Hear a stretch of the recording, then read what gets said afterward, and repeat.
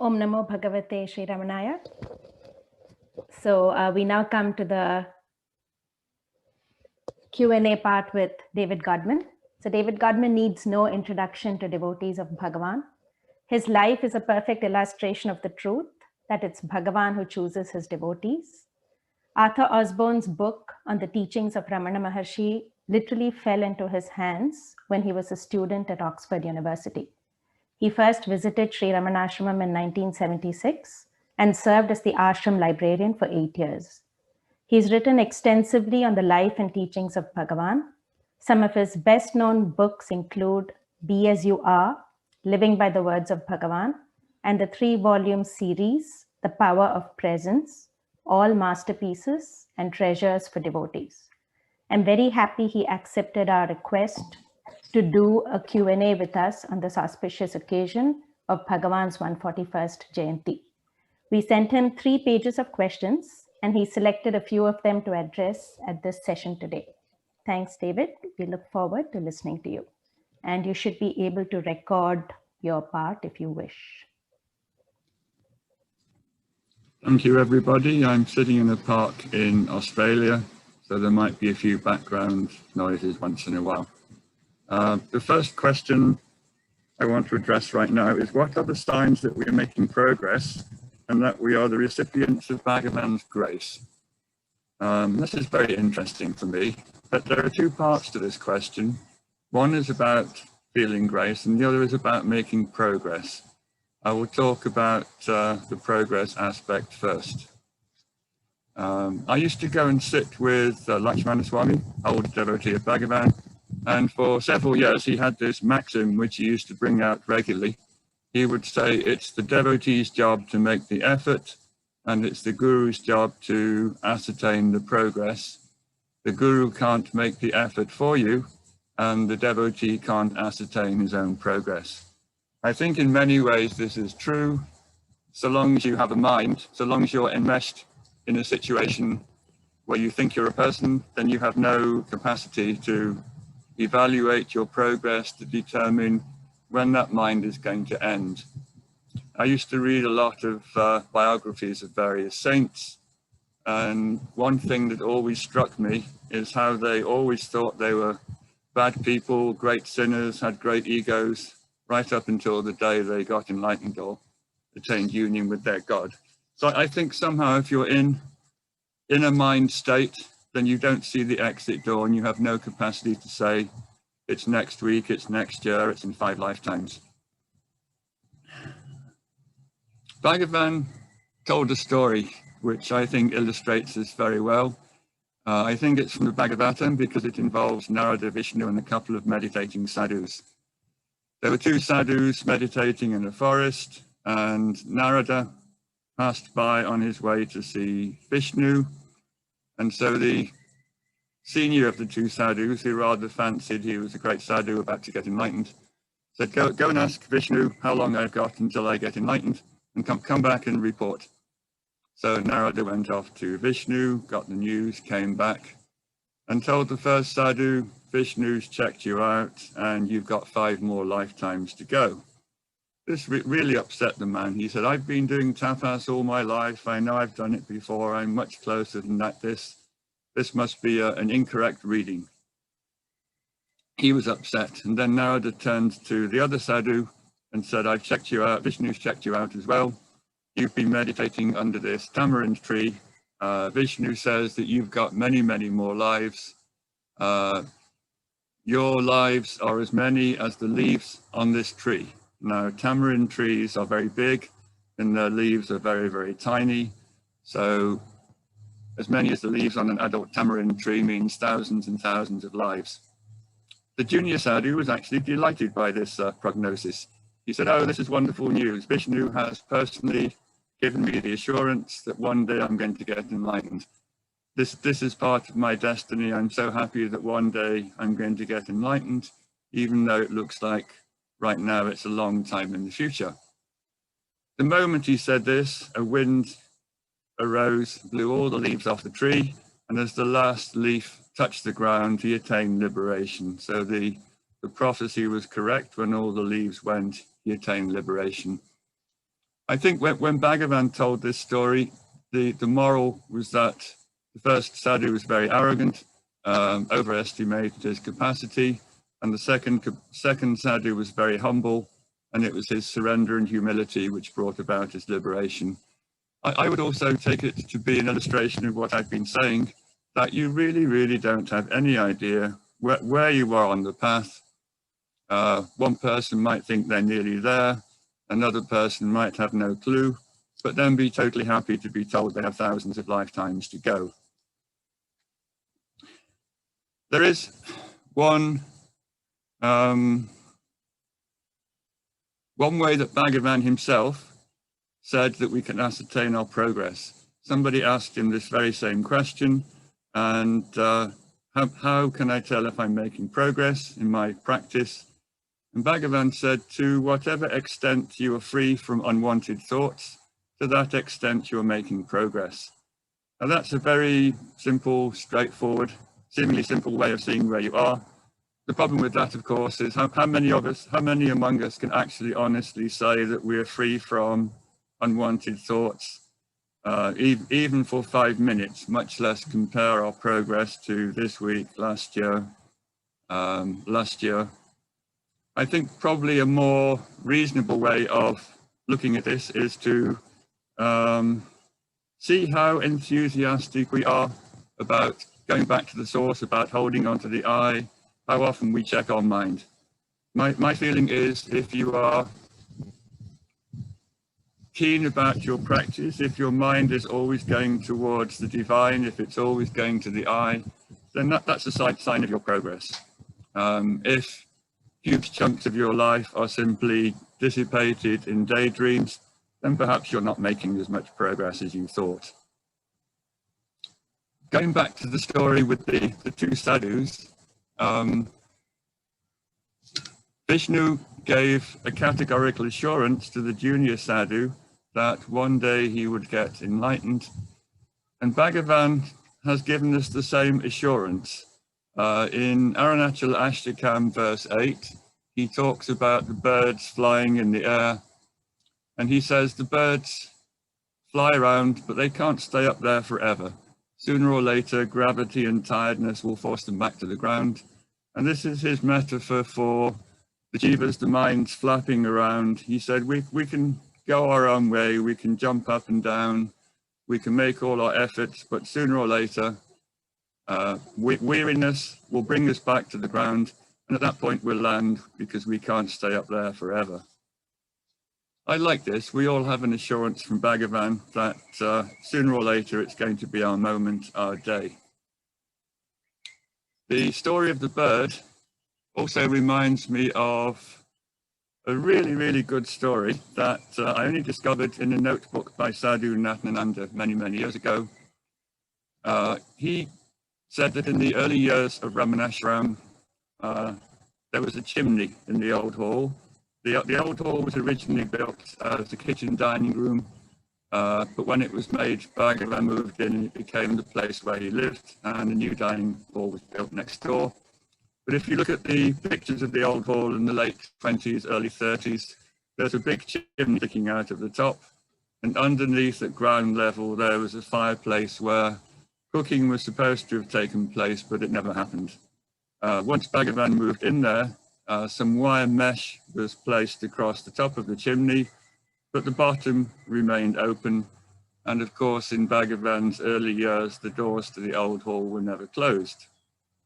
So one day, a bird flew in through the doors of the old hall, went to the entrance where the fireplace was, went up the chimney, and of course got stuck because it couldn't escape through the top. It spent a lot of time flapping around in there, and the devotees at the bottom were trying to entice it down, which of course made it more and more scared, more and more frightened, and it kept shooting up this chimney, banging its head and wings against the top, getting nowhere at all. Bhagavan watched this and came up with this lovely metaphor for enlightenment. He always had good stories connected to the world around him.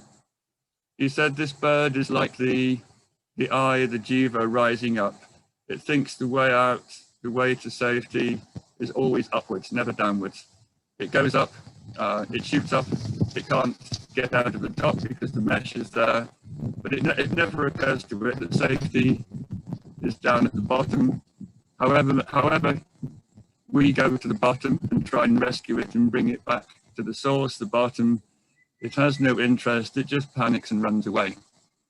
So you imagine this as a gigantic metaphor. We have Bhagavan at the bottom of the chimney, we have a jiva inside, always convinced that we have to run away, that we have to run upwards and outwards. Bhagavan's patiently waiting for us at the bottom, but we're not interested in that. We're determined to go our own way. We're pushing upwards and upwards. We're injuring ourselves. We're panicking. We think the solution is to go upwards and outwards. Bhagavan is at the bottom waiting for us to get tired out. And at one point we surrender, we give up, and slowly, slowly we sink to the bottom. Either we do this by acknowledging that there's nothing out there that's going to make us happy. We do this by inquiry, or we do it by surrender, and slowly, slowly the jiva bird will sink back to the bottom, and there is Bhagavan waiting for us to put us into permanent safety. The next aspect of this is grace. Grace is different from progress. Natyananda, who told the story about the bird, he wrote in his book, Sri Ramana Darshanam, Bhagavan is always bestowing grace. There is never a moment when he's not bestowing it, and there's never a moment when we're not receiving it. People, devotees, would come and they'd sit before Bhagavan and say, oh, Bhagavan, I'm not making any progress. I'm stuck. On one of these occasions, Bhagavan laughed and said, Grace made you aware of me in your native place. Grace decided to send you to Ramanashram. You came.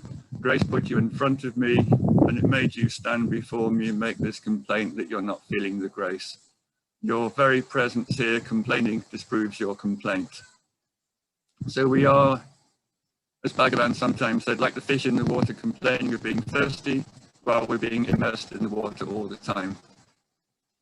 If you are complaining you're not receiving the grace, it proves at that moment the grace is operating within you. You're just not registering it in the way that you think you should. We claim we're not feeling the grace because we want to judge it by the wrong criteria. We want our life's problems to be solved. We want our family and personal circumstances to be improved according to our desires. And when we don't get what we want, we say we're not feeling the grace. We want to succeed in spiritual practice. And when we get stuck in that, we say we're not feeling the grace, and we run off to Bhagavan and complain. I would say that choosing to make an effort to do any kind of practice, to have any association with Bhagavan, is practical proof that we're all feeling the grace. And I would also say that any kind of effort to put Bhagavan's teachings into practice increases the flow of the grace. The grace is always there, it's brought us to him, but the more we try to put the teachings into practice, the more we experience the flow of that grace. I think that first story I told about the sadhus under the tree comes from Bhagavatam. There's another verse which Bhagavan cited, and he said, when you take one step towards God, God takes 9 steps towards you. So you making the effort to move towards God initiates a massive and disproportionate response from God. He moves massively towards you and gives you the grace. The corollary of this story is if you don't make the effort, then God is probably not interested in making any reciprocal flow of grace towards you. You have to take the initiative, you have to make the start, but as soon as you do, there's a massive and disproportionate response from the divine. Going back, before I continue, I was going back to the story when I had the expanded metaphor of Bhagavan at the bottom of the chimney, bird flapping to find its way out. I think we say that we don't feel the grace because we're not looking in the wrong direction. we're not looking in the right direction, we're looking in the wrong direction. Take the perspective of this bird in the chimney. The bird is looking upwards and outwards. It thinks its safety is up in the air, away from the base. It's continually trying to find its safety and its freedom by extroverting upwards and outwards. Bhagavan is sitting quietly at the bottom, waiting for us to find out the truth that he's there, looking at us inside all the time in the heart. There's a lovely series of verses in Padamala where Bhagavan talks about this. And in one of them he says, why do you complain that I'm no longer looking at you? If you would look inside, turn your attention 180 degrees, you'll find me looking at you. I am always there in the heart, giving darshan to you, but you're looking outwards all the time in the opposite direction. And so you complain that you're not getting the darshan, you're not receiving the grace. To become aware of the grace, all we have to do is go back down that metaphorical chimney, if you like, or turn our attention to the bottom of it. And there is Bhagavan smiling at us the whole time. So that's question one. The next one. How does one recognize karma that is conducive to spiritual growth and learn to avoid getting entangled in unnecessary karma that is not spiritually beneficial? I picked out this question because there's a ready-made answer, because long ago Ramaswami Pillai asked an almost identical question to Bhagavan. He went up to him and said, Bhagavan, there are so many choices in this life, so many things we could or couldn't do. How can we tell if a particular option or choice that presents itself is something that's good for us, something that will increase our spiritual progress? And how can we tell if a particular option is something that's just going to waste our time or be bad for us? Bhagavan laughed. I will give you his answer and then I'll explain it in a little detail because it's not an obvious, clear answer. Bhagavan laughed and he said, throw it off your head 3 times, and if it jumps back 3 times, it's something you have to do. Now, in Tamil culture, there's a notion that your destiny is a large bundle that you carry on top of your head. You trudge around your life with this heavy weight on top of you. So what Bhagavan is saying is that if a choice comes along, something new, don't jump into it. Don't say, aha, I'll do this. Just ignore it, throw it away. If it comes back a second time, don't accept it. Don't think, I've got to do this. Throw it off your head again. But if it jumps back a third time, then it's probably something you have to do. And you get on with it, but have a filter system. Don't take on new stuff. Don't immediately jump at things and say, I have to do them. Try to keep your life simple, if you like. Don't accept every new thing that comes your way. Push them aside until finally you realize you don't have any choice in this. Many years ago, I was in Mumbai sitting with the Sagadatta, and he gave an almost identical answer to a young couple who'd come in to talk to him. And like many young couples with kids, they were complaining about being busy and having too many things in their lives. And they asked Maharaj what they should do. And he said, don't take on any new obligations. And every time you manage to wriggle out of any that you already have, rejoice. So I think this is a different but very similar response to what Bhagavan gave. Consider all the things that are going to complicate your life. Try to reject them. Don't take on new things. Keep your life simple so you have time for your duties, your obligations, and also for your practice. This is a level of answer that assumes that we do actually have a choice. And having given these 2 answers, one from Bhagavan, one from Maharaj, I should also point out that Bhagavan on most occasions said we don't actually have a choice at all about what we do. We have a prarabdha, a destined script. All the actions our body is going to undergo are somehow fixed. People used to say, even picking up this fan, and they'd pick up a fan, or moving this cup, and he'd say, yes, yes. So we don't really have choices, except for one really, really big one. Bhagavan said that we always have the choice not to identify with the body which is performing its destined activities. So we may not have the choice to ignore some option that comes up. It's the deliberating over it, the deciding yes or no would probably be part of the script anyway. But what we do have is an innate capacity to look at the I am the doer idea that we live with all our life and to say, no, that's not true. I am not the doer. We have a choice to look at the I, to be aware of what it's doing. And we have a moment-to-moment ability, a choice to say, no, this is not me. This is not the true me. My I is different. This is the process of self-inquiry. And Bhagavan seems to indicate that though all of our actions have some kind of deterministic script underlying them, we do moment to moment have this capacity to say, no, I am not this person doing this. And slowly, slowly we sever ourselves from this persistent and pernicious notion that we are the body, and we go back to the state of being the self in which actions simply take place, but there's nobody there saying, I'm doing this or I'm choosing to do that. I started this answer with Ramaswami Pillai's story of the head load, which had to be thrown off 3 times. As anyone who has read Bhagavan's literature will know, that the analogy of the head load was one that he used quite a bit. He would say, when you're a passenger on a train, you have 2 choices. You can stand in the corridor with your head load and suffer, or you can sit on the seat, put your head load on the luggage rack and enjoy the ride. Either way, you're going to get to the destination at the same place. Sitting down and letting go of your load is surrender.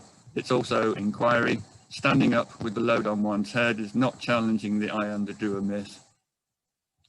If you get rid of your load by giving up the I am the doer idea through inquiry, or if you do it through surrender, you can sit on the train, you can relax. Your destination will be the same. You simply avoid a lot of work and struggle along the way. Question 3. What books do you most recommend to seekers? I picked this one out not because I have a list of books to recommend or promote, because I have a completely different take on spiritual literature. I get asked this question occasionally, and nowadays I simply tell people any books that contain the words of jnanis are the books that you should be reading, and the rest, don't bother with them. And I'm not saying this simply because jnanis have authoritative things to say. They of course realize the self and they can give you practical advice on how to get there. I'm not saying this is why you should read the words of jnanis. I'm saying that if you read the words of jnanis with a quiet, empty mind, then there's a power in them which has the capacity to reveal the state that those jnanis are talking from and pointing at. So when somebody like Bhagavan says, you are consciousness, you are the self, you are Brahman, you can file that away as information in your head, or you can listen to those words resonate inside yourself. And if you accept those words with a quiet, empty mind, the energy contained in that utterance from a jnani has the capacity to reveal your own consciousness to yourself. So in a way, the words of the jnanis are not primarily instructions to be carried out. They're revelations of who you are.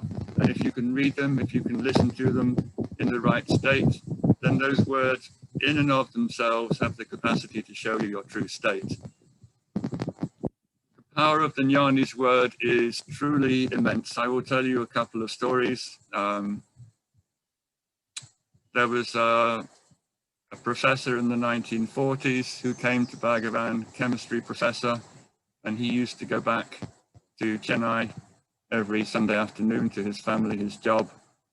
And as was the custom on these occasions, you went to Bhagavan Sunday afternoon and said, "May I take leave?" You don't say, "Bhagavan, I'm off back to my family." The cultural tradition is you ask permission by saying, "May I take leave?" So he went to see Bhagavan, and Bhagavan just looked at him and said one word, "Iru." Iru in Tamil is the imperative of the verb to be, the verb to stay. That one word completely transformed him. It put him into the state of self. He went back to his room in Ramana. He sat there and he stayed there for the rest of his life, more or less absorbed in the self. This was the devotee who later became known as Tinai Swami. Tinais are the benches outside people's houses. He sat on a bench outside the house in Sadhuam's compound for many years and got the name Tinai Swami. But the one word from Bhagavan put him in the state, kept him in that state, and remained in it for the rest of his life. Another example I can give is Akalandama. Now, I like her because she is a lady who had no intellectual background at all. She was a child widow who spent her whole life serving sadhus, one of which was Bhagavan. She was the premier target of her service, if you like. So she turned up at Virupaksha cave one day on a full moon day. In those days, Bhagavan would get his head shaved. Devotees said, now is the perfect opportunity to go and ask for some upadesha from Bhagavan. Full moon day is very auspicious. Go up and ask Bhagavan for some upadesha. And she said, but I don't know what to say. And against her better judgment, she was pushed to the front and went up to Bhagavan, and he looked inquiringly like, what do you want? And all she could say was, well, tell me something. And Bhagavan said, well, what do you want to know? And she said, well, I've just been pushed up here by somebody else who said it was a good and auspicious day to get some upadesha from you. Bhagavan realized what had happened, and he looked at her and said in a very literary, philosophical way, be without letting go of yourself. Now, that's not the kind of injunction that you generally give to an illiterate lady of that era. I don't think he was expecting her to understand it. These were words of power. These were directed at her consciousness, to activate her consciousness, and to put it into the state that he himself was in, and that he was directing it to by giving this utterance. So I love Akalandama's response to this. She talked about this in an interview she gave with Sadhuam, and he wrote a little book about her. And she said, let the Pandits discuss and debate what this high-flown sentence might mean. She said, I myself had no need to think about it, discuss it, ponder it, because the moment Bhagavan said those words, he put me in the state that the words were pointing at. She in another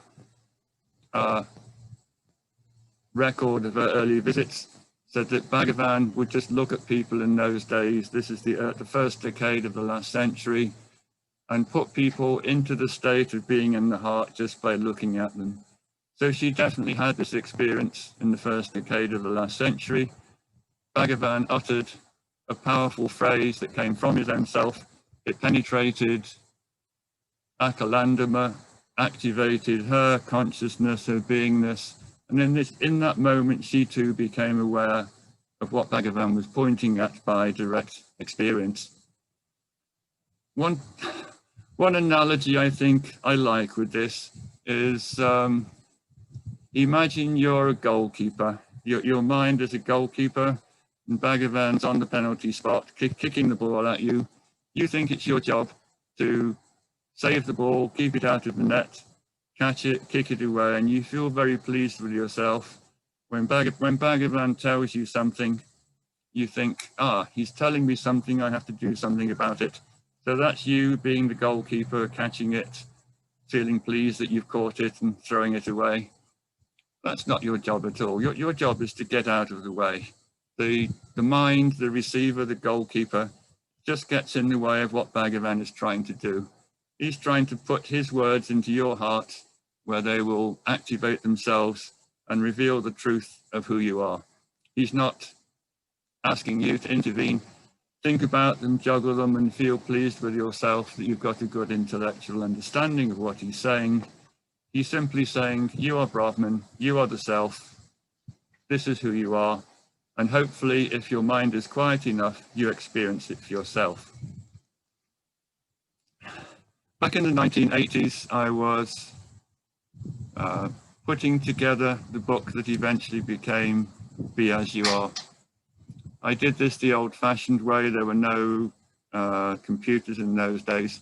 I simply got copies of all the ashram books, and I had a pair of scissors, and I snipped out all of the conversations where Bhagavan gave out his teachings and arranged them in files and folders according to what the topic was. So I'd have a little pile about surrender, maybe one on creation, one on karma. Before I started this, I just assumed that most of what Bhagavan talked about was practice, that there'd be a huge pile of cuttings on self-inquiry, another pile on surrender, maybe another pile on japa, yoga. What surprised me after I'd completed my cuttings collection, that by far the largest pile was Bhagavan saying, you are self, you are consciousness, you are Brahman.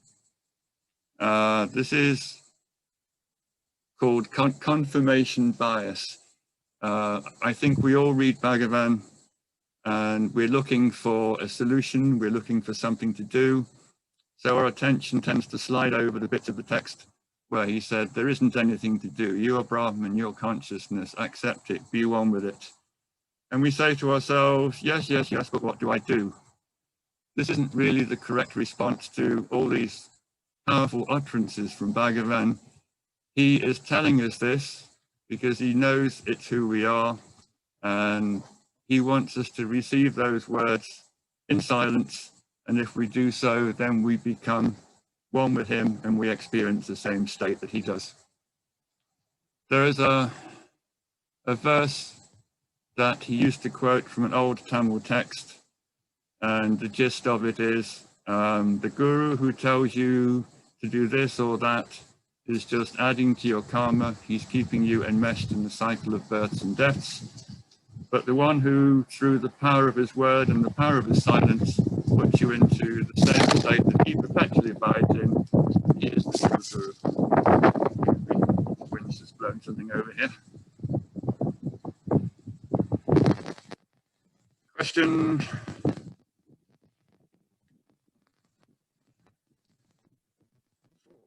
It is important to preserve Bhagavan's teachings in their purity for posterity. There is so much dilution and distortion of the teaching to suit people's own needs and temperament. How can we do our parts as devotees and volunteers of the ashram to help with this preservation?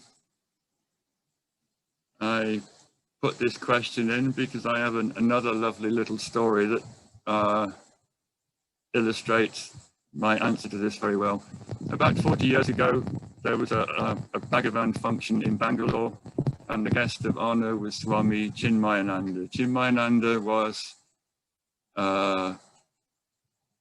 founder of the Chinmaya mission. He had come to see Bhagavan. We'd been very impressed by him. He was definitely a devotee. He was the editor of The Call Divine, which was the first introduction that contained and promulgated Bhagavan's teachings.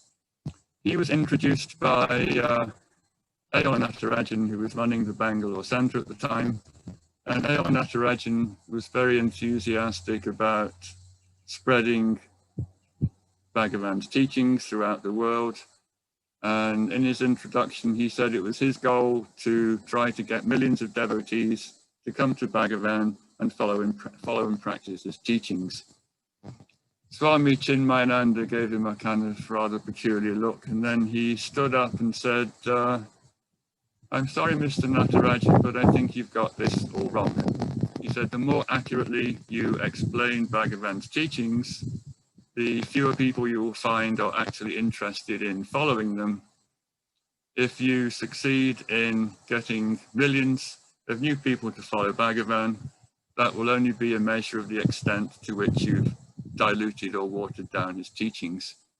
So I think there's something to be said for this, that there is a need to keep Bhagavan's teachings pure, to keep them accurate, and there's a niche job for a few devotees, possibly including myself, to go back to the original sources, to sift out what are the reliable teachings, to make sure that the correct teachings are available, and not to water them down or bring inaccuracies into them. But I don't think that's a job for the vast majority. As I mentioned in the previous answer, there is a power in Bhagavan's words. Those words are easily available. The job for the vast majority of devotees is not to nitpick the original sources, to try to find out what's reliable and what's not. The job of the vast majority of us is to listen to those words in silence, to let those words do their work, and to become one with the source that those words come from. A long time ago, back in the 1970s, I talked to Nisargadatta about the power of the Guru's word, and during the course of the conversation, I said, I came to you because I happened to read I Am That. You're alive. Somehow I felt drawn here to come and see you because you're still here. Your words silenced me. I'm just wondering, will the power of those words still be there to devotees in the future, people who don't have the opportunities to see you in person? And Nisargadatta said, what I'm talking about is not bound by time. The self is not governed by time. Therefore, the power in the words is not time bound. If somebody picks up this book in 20 years' time, 100 years' time, even 10,000 years' time, if they are mature enough to be receptive to what these words are saying, then those words will have the same effect then as they do when they come out of my mouth inside this room. I think this is very useful comment because we are now 70 years on from when Bhagavan passed away. We don't have the opportunity to sit in his presence and hear his words directly from his own mouth, but we do have them on the printed page. And I accept Nisargadatta's assurance. I accept that there is a power in Bhagavan's words. It's not bound by time, and that if anyone tunes into those words, if people listen to them with a quiet, empty heart, then they will find the source of our being and they will put us into that being.